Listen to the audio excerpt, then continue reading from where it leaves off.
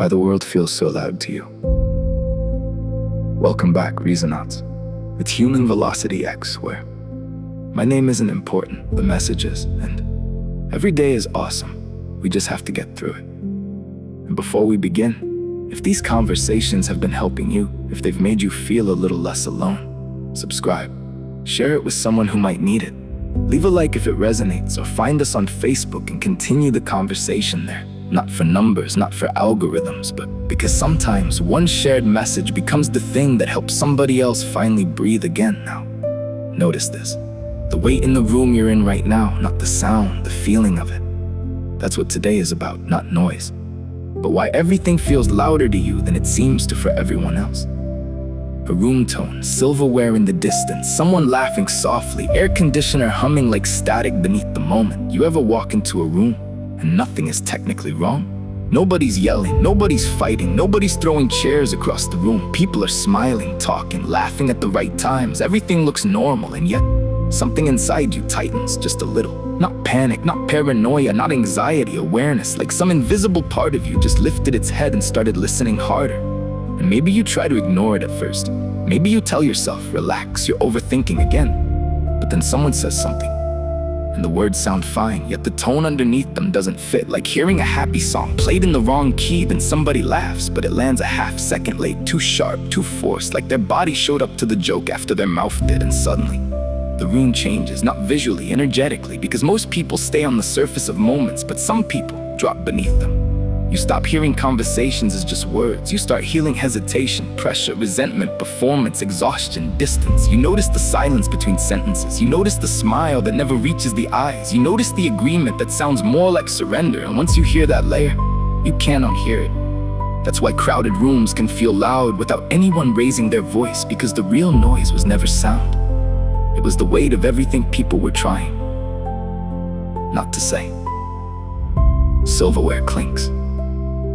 A low murmur of people talking. And slowly, picture this. You're sitting at a table with people you know.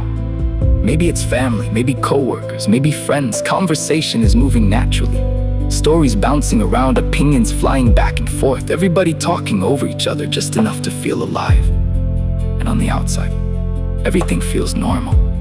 And somebody gets asked a simple question, hey, you doing all right? And they smile just enough and say, yeah, I'm good. And everybody else moves on. The conversation keeps flowing. Another joke gets told, another story starts, another distraction enters the room, but you don't move on. Because something happened in the space before they answered. A pause, tiny, almost invisible, but heavy. Like their nervous system had to cross something before the words came out. Most people heard the response, you heard the hesitation. And now your attention locks in. Not because you're trying to judge them, not because you're dramatic, not because you want something to be wrong. You just noticed something that didn't fully align. The way their breathing shifted, the way their eyes moved for a split second, like they were searching for the safest version of the truth. The way the sentence ended too perfectly, too rehearsed, too clean, and suddenly, everything else at the table starts feeling louder. Not the volume, the contradiction. Because now your body is holding two realities at once. What was said and what was felt. And that tension, that's exhausting. Especially for people who naturally read beneath moments. That's the part most people never understand. The world doesn't feel loud to you because there's too much happening. It feels loud because everywhere you go, people are carrying entire conversations they never actually say out loud.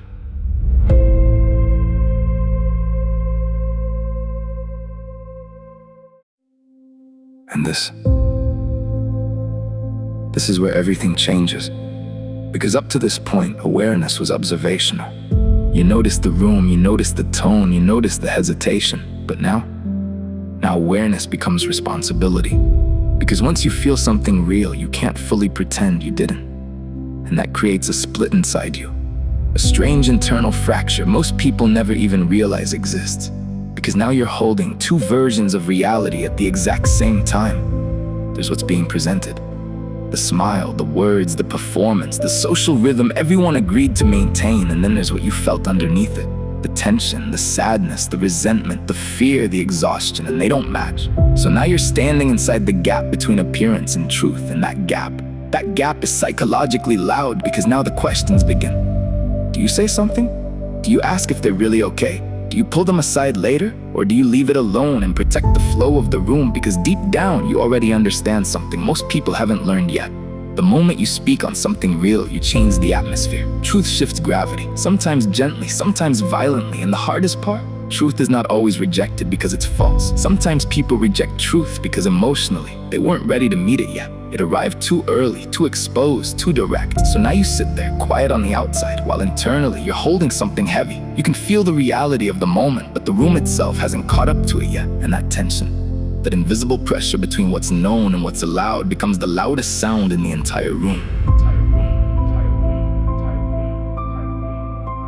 And this is the part most people never see happening. Because while the conversation continues, something inside you starts calibrating quietly, automatically, not in full sentences, not in conscious analysis, more like internal weighing measurement. What matters right now? What's actually happening beneath this moment? What would help? What would harm? What truth is necessary? And what truth is premature? Because those are not the same thing. And this is where awareness becomes layered. Because now you're balancing multiple realities at once. There's what feels necessary to say. There's what you emotionally want to say. And then there's what this moment, this person, this atmosphere can actually hold without collapsing under it. That distinction changes everything because immature awareness blurts truth out just because it exists. But deeper awareness understands. Timing matters. Delivery matters. Emotional state matters. A truth spoken at the wrong time can sound like an attack even when it's accurate, and you've learned it the hard way. So now, you adjust. Not because you're fake, not because you're weak, not because you're afraid of honesty. You adjust because you understand consequence. You understand that energy changes rooms, words alter trajectories, tone reshapes nervous systems. And sometimes, the most intelligent thing you can do is not force the moment to move faster than it's capable of moving. That's why silence can become so misunderstood. People think silence means avoidance. Sometimes it does. But sometimes, silence is precision. Silence is restraint. Silence is emotional accuracy. It's the awareness that not every truth is meant to be thrown into every moment immediately. Some truths need timing before they can become connection instead of collision.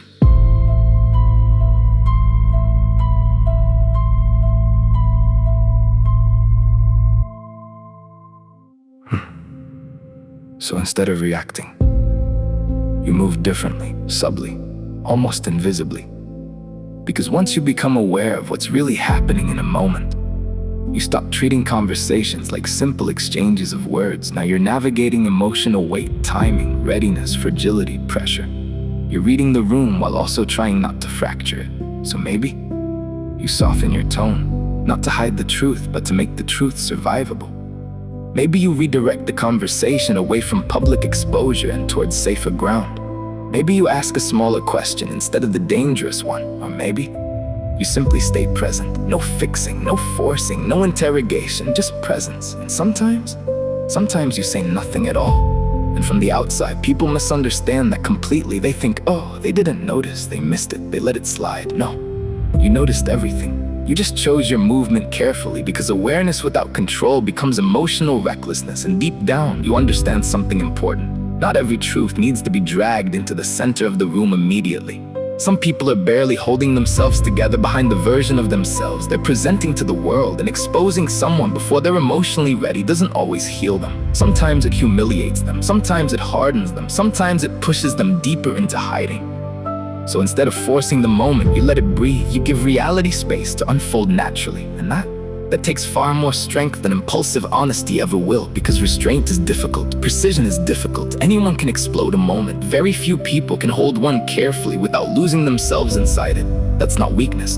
That's emotional control. That's awareness with discipline attached to it. But let's be honest for a second. This kind of awareness comes with a cost, a real one. Because from the outside, people usually don't see the internal process happening inside you. They don't see the calibration, the restraint, the weighing, the emotional math. They only see the outcome. And sometimes the outcome looks like silence, distance, pause, stillness. So people misread you because they don't realize you already noticed the tension, already felt the shift, already heard the fracture inside the conversation. They think, oh, they didn't catch it. They weren't paying attention. They don't care. When the truth is, you cared so much that you became careful, and that difference is invisible to most people. Then on the other side, when you finally do speak, when you finally acknowledge what everybody else avoided, suddenly you're too deep, too intense, too observant, too emotional, too analytical. People say, you're reading too much into it. But deep down, you know you weren't reading too much. You were reading what was there. That's the exhausting part. You end up trapped between two misunderstandings. If you say something, you risk becoming too much. If you stay quiet, you become not enough. Too sensitive if you speak, too detached if you don't, too aware for shallow spaces, too restrained for people who mistake noise for honesty, and over time that creates pressure. Because awareness is heavy when there's no safe place to set it down. That's part of why the world starts feeling loud. Not just because of what you notice, but because of how much you carry silently while pretending you're okay carrying it. There's another kind of loud people almost never talk about. Not the loud inside the room, the loud that follows you home afterward. The kind that stays attached to you long after the moment itself ended. You leave the conversation, leave the building, leave the restaurant, leave the family gathering, leave the grocery store, but somehow, part of the energy comes with you. And it's strange because logically, you know the moment is over. Nobody's talking anymore, nothing is actively happening. But your nervous system is still holding on to fragments of it because while everybody else moved on emotionally, your system kept recording. That awkward silence, nobody acknowledged that smile that felt emotionally exhausted. That tension sitting underneath the table while everyone pretended things were normal. That strange atmosphere you felt immediately but couldn't fully explain. You carry those moments home in pieces, and later, you're sitting alone. Maybe trying to watch something, trying to relax, trying to sleep, but part of your awareness is still back there, replaying, revading, refeeling, not because you enjoy overthinking. Actually, people who feel deeply usually hate overthinking. It's exhausting.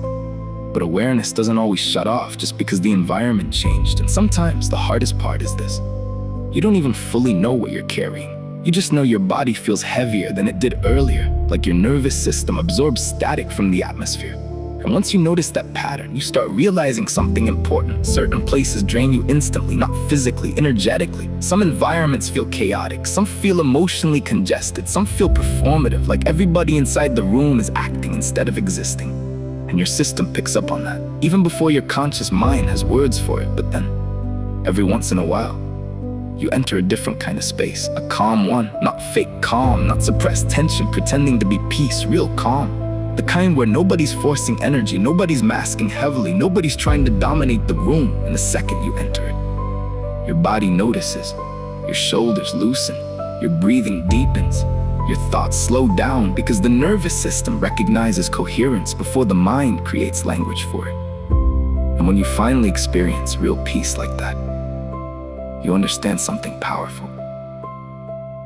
You were never addicted to isolation. You were exhausted from distortion.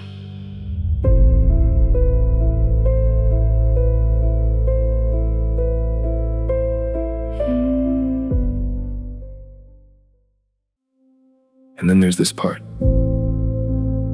The part nobody can fully escape anymore. The modern world itself. Because let's be honest, nothing about this environment is quiet now. Not mentally, not emotionally, not digitally. Everything is competing for your attention at all times. Every app, every platform, every headline, every algorithm. All of them pulling at your nervous system like children tugging on a sleeve. Look over here. No, react to this. You should be angry about this. You should fear this. You should compare yourself to them. Keep scrolling. Don't disconnect. Stay emotionally activated. And people don't realize how unnatural this is historically. Human beings used to have silence built into life automatically.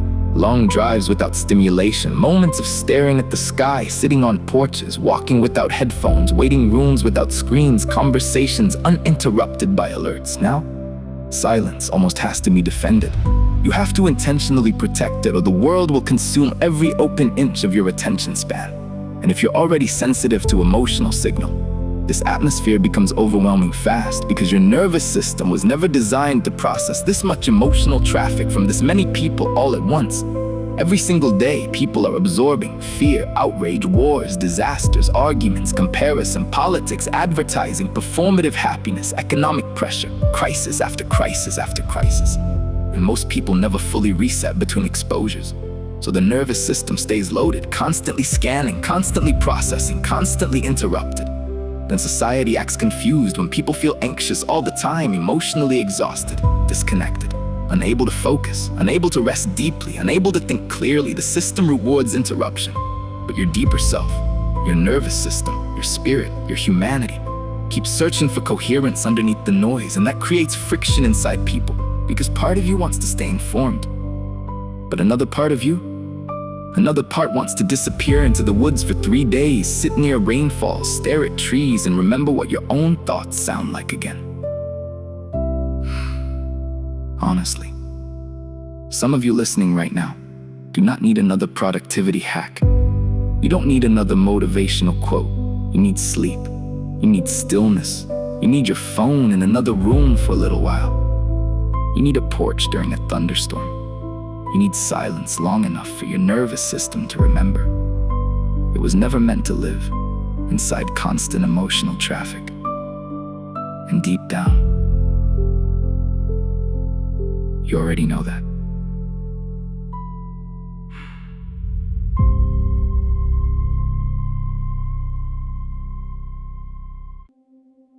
But maybe the loudest thing of all is contradiction, not volume. Mismatch. When words stop matching reality, when people say one thing but embody another, and your nervous system catches it instantly. You hear, "Be yourself." But the moment somebody becomes too different, too honest, too unconventional, society starts trying to sand their edges down. You hear, "Family comes first." While watching people destroy their health, their marriages, their nervous systems for jobs that would replace them before the funeral flowers wilted, you hear, "Mental health matters." But then burnout gets rewarded, overwork gets admired, exhaustion becomes a personality trait, and emotional suppression gets renamed professionalism. You hear, "Be honest." But then watch honesty get socially punished in real time.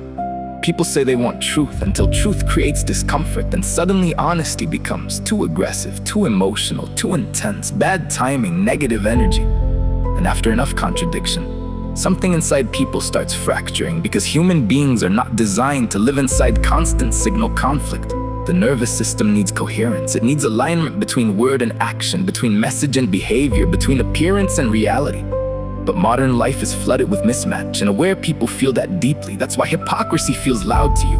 Manipulation feels loud. Forced kindness feels loud. Performative conversations feel loud. Fake smiles feel loud, not because you're judgmental, but because your system keeps detecting conflict between what's being projected and what's actually there. And mismatch creates noise internally, especially when everybody else acts like they don't hear it. That can become incredibly isolating, because eventually you start wondering, am I crazy? Am I the only one noticing this? Does nobody else feel this tension? But no, you're not alone. You're just one of the few people still listening beneath the performance. And once you learn how to hear beneath performance, the world becomes impossible to experience the same way again. But here's the beautiful part. Not everything in this world is loud. Not everything drains you. Not everything demands performance. Some things quiet you instantly. Certain people, certain songs, late night drives with no destination, cold air filling your lungs, rain against the roof, a deep conversation where nobody's pretending to be okay. Moments where your nervous system finally stops bracing itself. You ever notice how quickly your body relaxes around genuine people? Not perfect people, real people. People whose words, energy, tone, and presence actually align, because coherence feels safe. Your nervous system knows the difference between performance and presence. That's why some interactions drain you within minutes, And others make time feel slower, lighter. One conversation feels like labor, the other feels like oxygen. One room makes your chest tighten, another makes your breathing deepen before you even realize it. That's not imaginary. The body recognizes safety long before the mind explains it, and maybe that's part of your journey now. Not just learning what overwhelms you, but finally learning what restores you. Because awareness without restoration eventually becomes exhaustion. You cannot constantly absorb the emotional weight of the world without learning how to return to yourself afterward. That return matters more than most people realize. Maybe it's music for you. Maybe it's nature. Maybe it's prayer. Maybe it's creating something. Maybe it's silence. Maybe it's laughter with people who don't make you feel guarded. Maybe it's finally finding relationships where your nervous system doesn't have to stay in defense mode the entire time. And when you find those spaces, protect them. Seriously. Protect them like medicine. Because restoration is not laziness. Peace is not weakness. Stillness is not failure. Your awareness requires recovery too. Even deep water needs still places where the waves can settle.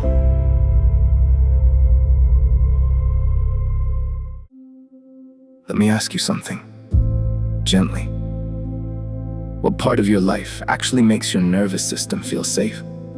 Not distracted, not entertained, not numbed, safe. Where do you stop performing? Where do you stop scanning? Where do you finally feel like your body can unclench? You noticed it in the silence, didn't you? Hold on to that place.